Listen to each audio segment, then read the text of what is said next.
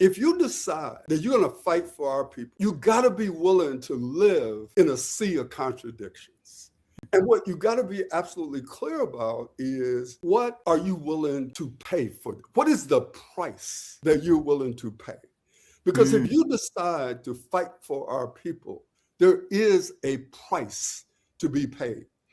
And I know my children are probably on this. And what I would argue is, I would never tell people to do what I did, which was to put movement ahead of family.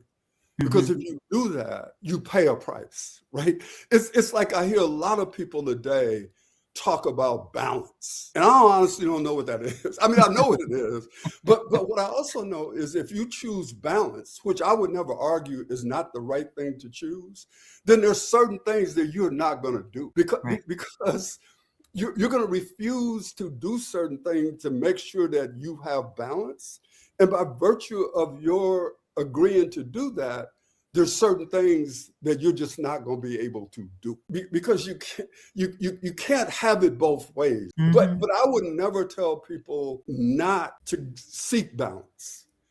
I don't know what that is. I never, because I didn't approach it that way, right? To me, it was like, I remember I was so stupid that at one time I believed that it was counter-revolutionary to have a vacation. That's how stupid I was.